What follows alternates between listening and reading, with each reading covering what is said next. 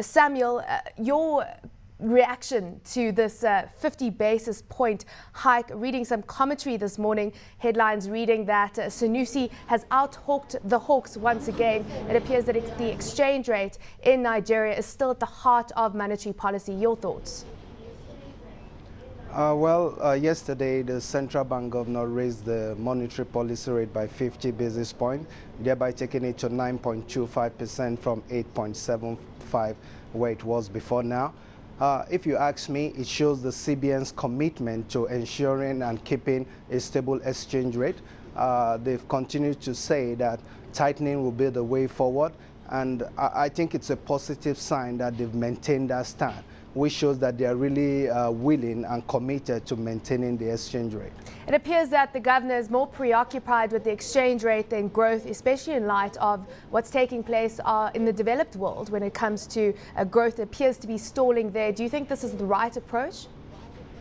Well, I think it's the right approach. If you look at it, the policy stance of the central bank governor right now is not that of growth, but it's more, if you look at it, it's more a balance between the loose fiscal policy and the exchange rate stability. With what is happening in the advanced world, the truth is that there's a bleak future in the advanced world right now. The economies the economies of the advanced world not too good, and thereby showing a sign of recession. So with everything the way it is going, we may be seeing another recession. I don't know for certain, but those are the signals. And the truth is, with all those happening in the advanced world, Nigeria is not immune. We are open to the advanced world because we have a lot of offshore investment in Nigeria. With that, it also shows that if we don't look at the exchange rate, we might just see our exchange rate losing up because these offshore investors might have to start moving out of Nigeria. The truth is, most of them are already invested in cash at the moment. And the first thing is they start looking at the risky areas like the emerging market and the frontier market. That's where they begin to take off all their cash, and that will have a long way to go in affecting our exchange rate. We've seen currencies here in South Africa and Kenya falling back today on the back of risk aversion, but the Central Bank of Nigeria is still maintaining they've got a year-end target of 145 Naira per dollar by the end of 2011. Do you think this is still realistic? Well, 145 would be a tough call. If you ask me, 145 is just to show where it would like to be. It's just an ambitious one.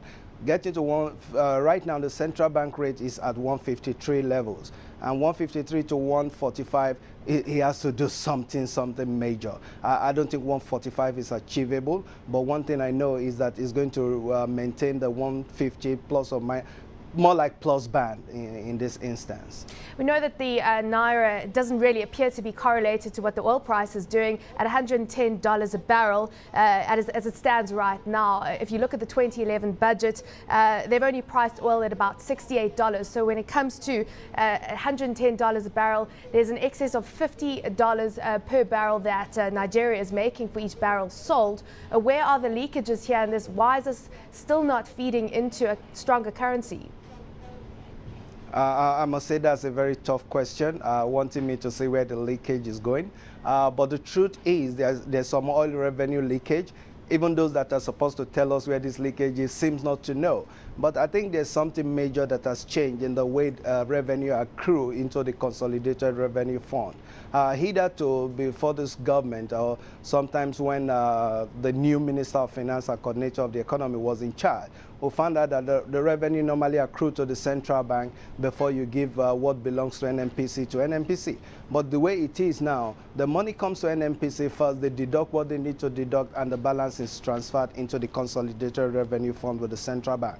So the truth is, what central bank manages is what is given to them. It's just a balancing figure, if you ask me. So this oil revenue leakage is there because, we are at all-time high in terms of production. Oil prices very favorable, and yet this is not accruing into reserve. So we're still digging more to find out what really is the problem with this oil revenue leakage. And that is one of the major reasons why there's so much pressure on the Naira right now.